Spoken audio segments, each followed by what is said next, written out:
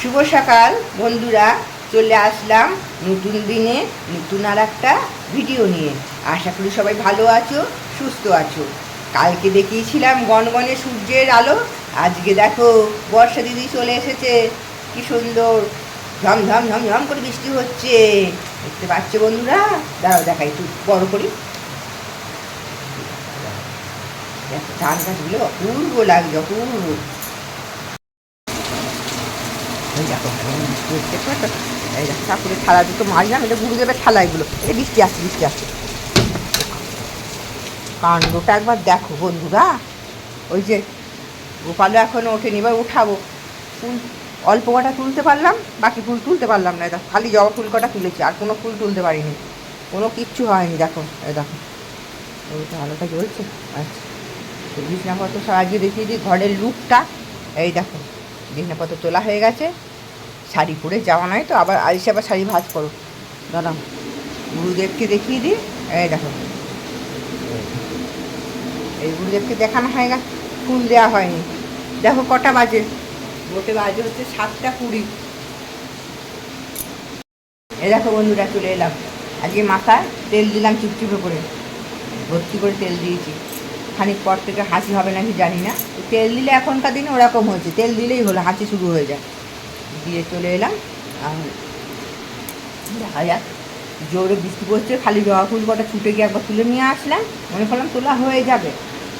বৃষ্টি চলে এলো, জোর জোর বৃষ্টি হচ্ছে এখন। কখন আকাশে কী হয় বোঝা যায়। এই বৃষ্টি নেমেছে জোর। কালকে আমাদের ঠাকুরের জন্মদিন, 30শে ভাদ্র। সকালবেলা ঠাকুরকে কালকে সকাল সকাল ফুলগুলো তুলে আনতে হবে, দেখতে হবে আর কী করতে হবে দেখে নেবো, দেখে নিয়ে আর কি করবো আবার।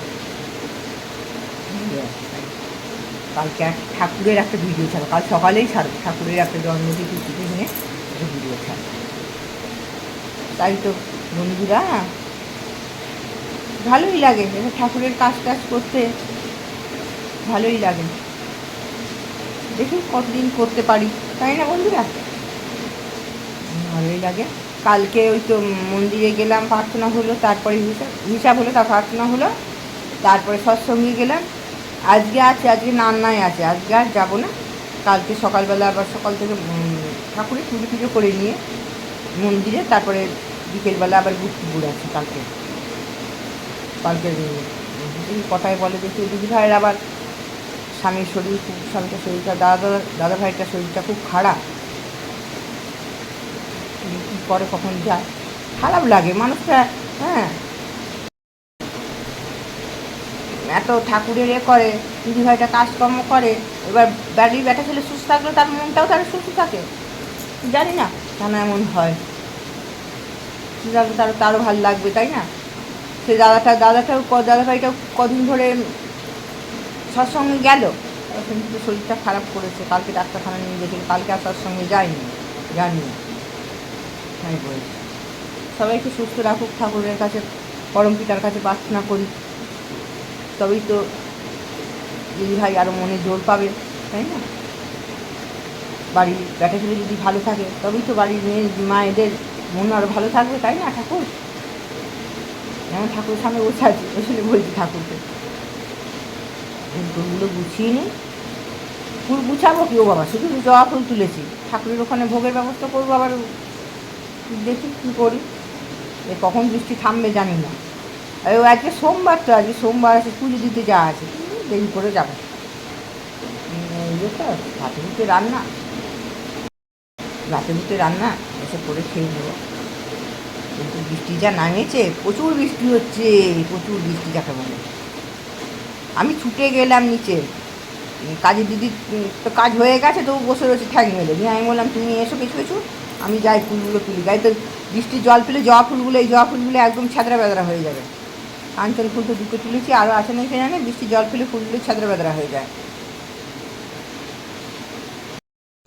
পরম প্রেময় পরম দয়াল চরণে জানাই আমার কোটি কোটি প্রণাম। পরম আরাধ্যা জগৎ জননীর চরণে জানাই আমার কোটি কোটি প্রণাম। পরম পূজ্যপাদ বরদার চরণে জানাই আমার কোটি কোটি প্রণাম। পরম পূজ্যপাদ আচার্য দেবের চরণে জানাই আমার কোটি কোটি প্রণাম। ঠাকুর পরিবারের প্রতি প্রত্যেককে চরণে জানাই আমার কোটি কোটি প্রণাম। এখানে উপস্থিত সকল দাদা মায়েদের জানাই আমার আনন্দিত জয়গুরু। আজ 30শে ভাদ্র, আমাদের পরম পিতা পরম দয়াল শ্রী শ্রী অনুকূল ঠাকুরের আজকে জন্মদিবস। আসুন তার জন্মের অজানা রহস্য আমরা জেনে নিই কিছু। বহুকাল পূর্বের কথা, এক দীর্ঘকায় জটাযুক্তধারী প্রবীণ সন্ন্যাসী আসিয়া শিবচন্দ্রের শ্রী শ্রী অনুকূল ঠাকুরের পিতা ছিলেন। তার গৃহে অতিথি হইয়া আসিলেন সেই জটাযুক্তধারী সন্ন্যাসী। প্রবেশ করিয়াই তিনি বালিকাবধূ মনমোহিনী দেবীর হস্তে সেবা গ্রহণের ইচ্ছা প্রকাশ করলেন। মনমোহিনী দেবী সেবা যত্নে পরম পরিতোষ লাভ করিয়া সন্ন্যাসী ঠাকুর বিদায় নিলেন। যাত্রার পূর্বে তিনি বলে গেলেন, এই পরিবারের একমাত্র পুত্র সন্তানের মৃত্যুর পর এমন এক সৌম্যকান্তি পুরুষের জন্ম হবে, সে নিজ চরিত্রে বহু মানুষের জীবনের অধীশ্বর হয়ে উঠবেন। এই জগতের মঙ্গল সাধনই হবে তার একমাত্র কাজ। সন্ন্যাসীর এই ভবিষ্যৎ বাণী লইয়া পাড়ার সকলে নানা জল্পনা কল্পনা করিতে লাগলেন। কৃষ্ণ সুন্দরী দেবী তখন ষোড়শবর্ষীয় একমাত্র পুত্র যতীন্দ্রনারায়ণ তখন জীবিত ছিলেন। অনেকে আশঙ্কা করিলেন, তাহলে কি পাছে যতীন্দ্রনারায়ণের কোনো অকল্যাণ হবে? প্রবীণ সন্ন্যাসীর এইরূপ অশুভ ভবিষ্যতের বাণীর প্রতিবাদে অনেকে সন্ন্যাসীর বাণী অবজ্ঞার সুরে মন্তব্য করিলেন। ভবঘুরে ভিক্ষালব্ধ সন্ন্যাসীরা এমন কথা বলেই থাকে, এদের কথায় কোনো বিশ্বাস করতে নেই। কেউ কেউ আবার বললেন, প্রবীণ সন্ন্যাসী উদাসীন দৃষ্টি মনোহর প্রভৃতির সাত্ত্বিক লক্ষণ উল্লেখ করিয়া কহিলেন, দীর্ঘকায় সৌম্যকান্তি জটাযুক্তধারী প্রবীণ সন্ন্যাসী কোনো সাধারণ সন্ন্যাসী বলে মনে হয় না। সত্যি ইনি কোনো মহাত্মা হবেন, এনার কথা কখনো মিথ্যা হতে পারে না। মনুর গর্ভে সত্য সত্যই কোনো মহাপুরুষের জন্ম হবে। এই সময় মনমোহিনী অন্তঃসত্ত্বা ছিলেন। তখন তাহার বয়স মাত্র 18 বৎসর। মনমোহিনী দেবী দিনের অধিকাংশ সময় গুরুদেবের পূজা অর্চনাতেই অতিবাহিত করতেন।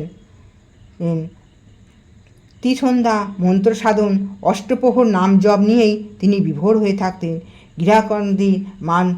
গৃহাদির কাজকর্ম, পঞ্চদ্রব্য রন্ধন কার্যে, পরিজনের সেবায় ও পরিবারে দৈনন্দিন কাজের সঙ্গে অবিরল চলেছে তাহার নাম ধ্যান। দেখিতে দেখিতে তাহার গর্ভ নবম মাস থেকে দশম মাসে পূর্ণ হইয়া গেল। ক্রমে একাদশ মাসে তাদের সেই তন্দ্রা ঘোর কাটিয়া গেল। সকলে তখন পুলকিত দৃশ্যভাবে দেখতে লাগলো এক অপূর্ব জ্যোতিসম্পন্ন সৌম্যকান্তি মুণ্ডিত মস্তক শিশুটি ভূমিষ্ঠ হইয়া আছেন। তার হাসির ছটায় গৃহখানি যেন উদ্ভাসিত হইয়া উঠিয়াছে। এই শিশুটি শিবচন্দ্র ও মনমোহিনীর জ্যেষ্ঠপুত্র সন্তান, আমাদের শ্রী অনুকূল ঠাকুর। শুভ আবির্ভাব লগ্নটি ছিল বঙ্গাব্দ 1295 সালে 30শে ভাদ্র শুক্রবার, সংক্রান্তি দিবস, তাল নবমী তিথি, 1819 শকাব্দ, 1888 খ্রিস্টাব্দ, 14 সেপ্টেম্বর, সকাল 7টা 28 ভারতীয় সময় অনুসারে 7টা 5। কুলরমণীগণ উলুধ্বনি দিয়া তাকে বরণ করিলেন। পাড়ার সবাই সেই শব্দে ছুটে আসিল নবজাতকের দর্শন করতে। শিশুমাত্রই ক্রন্দন করে জন্ম সময়ের পরই সঙ্গে সঙ্গে ক্রন্দন করিয়া ওঠে। কিন্তু সকলে লক্ষ্য করিলেন শ্রী ঠাকুর ভূমিষ্ঠ হইয়া একটু কাঁদিলেন না, বরং প্রশান্ত বদনে মৃদু মৃদু হাস্য করতে চতুর্দিকে দর্শন করিতে লাগিলেন। দিন যাইতে লাগিল, একটু একটু করে মা ও দিদিমার ভালোবাসায় তিনি বড় হয়ে উঠতে লাগলেন। কৃষ্ণ সুন্দরী দেবী শাস্ত্র মতে নবম মাসে মহা ধুমধামের সঙ্গে ধরিত্রে শুভ অন্নপ্রাশন সম্পন্ন করলেন। এই অনুষ্ঠান প্রচলিত প্রথা অনুসারে তার কাছে ধান্য, মৃত্তিকা, অর্থ, পুস্তকাদি দেওয়া হলো। কিন্তু শ্রী ঠাকুর অন্য কিছু স্পর্শ করলেন না, শুধুমাত্র হাতে তুলিয়া লইলেন পুস্তক আর মৃত্তিকা। ইহাতে উপস্থিত সকলে বলে উঠল, শিশু ভবিষ্যতে পুরুষস্বামী ও বিদ্বান হইবেন। নামকরণ অনুষ্ঠানে তার নাম রাখা হলো অনুকূল। অতে অকুলে পড়িলে দীনজনে, নতে নোয়াইও শির কইহ কথা, কুতে কুল দিতে তারে সেদ প্রাণপণে, রতে লক্ষ্য করি তার নাসিও ব্যথা। শৈশবকালে শিশু অনুকূল ঠাকুর চালচলন, হাব ভাব একটু অদ্ভুত প্রকৃতির ছিল। সাধারণ শিশুদের থেকে তিনি ছিলেন সম্পূর্ণ আলাদা। মাত্র 7-8 মাস বয়সে তিনি হাঁটতে ও কথা বলতে পারতেন। তার শৈশবকালের কত চাঞ্চল্যকর লীলা তিনি করে গেছেন। তিনি যে জগত পিতা। আজকে আমার এই ইষ্টকথা আজকে এখানেই শেষ করলাম। সবার ঠাকুরের রাতুল রাঙাচরণে সবাইকার মঙ্গল কামনা করি। সবাই সুস্থ থেকো, ভালো থেকো, সবাইকার মঙ্গল হোক। আজকে ঠাকুরের জন্মদিনে ঠাকুরের কাছে আমি এই প্রার্থনা করি, সবাইকার মঙ্গল হোক, সবাই সুস্থ থাকুক, সবাই ভালো থাকুক, সবাই ঠাকুরকে নিয়ে চলুক, এই বলে জয় গুরু।